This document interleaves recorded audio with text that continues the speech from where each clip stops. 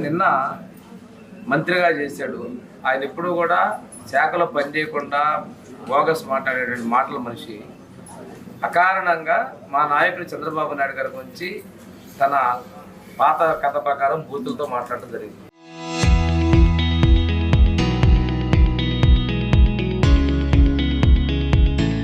దీన్ని మేము తీవ్రంగా ఖండిస్తున్నాం. అలాంటి వ్యక్తి ఈరోజు చేసిన దాన్ని వాళ్ళ నాయకుడు తప్పు పట్టకుండా మా మీద విద్వేషాలు ఇచ్చకూడుతున్నారు.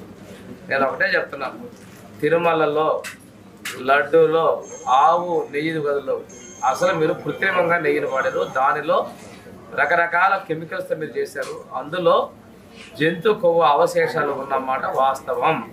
మేము దానికి కట్టుబడి ఉన్నాం. సిట్టు నివేదిక అధికారికంగా వచ్చిన తర్వాత ప్రతి పేజీ మేము చెప్తాం.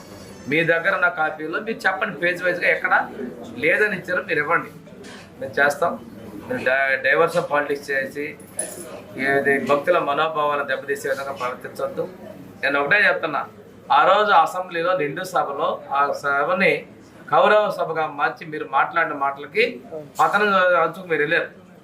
ఈరోజు మీ శిష్యులు ఈరోజు అంబటి కావచ్చు మిగతా వాళ్ళగా మాట్లాడితే మీ పతన పరాకాష్ఠకి వెళ్ళేటువంటి పరిస్థితి కనిపిస్తూ ఉంది. నేను ఒకటే, దేవుడి విషయంలో మేము ఎక్కడ రాజీ పడం. మీరు చేసిన తప్పుల్ని అంగీకరించాలి. మీ వెనక ఎవరెవరు ఉన్నారో, సుబ్బారెడ్డి పిఏకి చిన్న పనికి అకౌంట్లోకి 4,60,00,000 పైసలు డబ్బులు ఎందుకు వచ్చినాయి? అర్హత లేని కంపెనీకి మీరు ఎందుకు టెండర్లు సప్లై చేసే అవకాశం ఇచ్చారు? ఆ కంపెనీలో అర్హత లేదు, కల్తీ ఉందని 2022లో వస్తే మీరు దాన్ని ఎందుకు కొనసాగించారు? వీటన్నిటికీ సమాధానాలు చెప్పాల్సిన అవసరం ఉంది. ఈరోజు వెంకటేశ్వర స్వామి విశ్వవ్యాప్తంగా ఉన్న దేవుడు.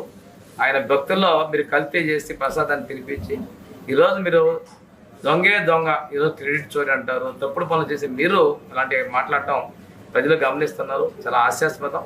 మేమైతే ఒకటే చెప్తున్నాం, మీ డైవర్షన్ పాలిటిక్స్ని ప్రజలు గమనిస్తున్న విషయాన్ని మీరు కప్పిపుచ్చుకునే ప్రయత్నాలు చేస్తున్నారు. ఈ విశ్వాసాలు లేకుండా రకరకాల డ్రామాలు ఆడుతున్నారు. మేమైతే ఈ లడ్డులో మాత్రం మీరు కల్తీ చేసేమాట వాస్తవం. దానికి మీరు ఏదన్నా కానీ సమాధానం చెప్పాల్సిన అవసరం ఉందని తెలియజేస్తారు. చరిత్ర సృష్టించినోడు ఇప్పుడు ఆ చరిత్రని తిరగరాయబోతున్నాడు.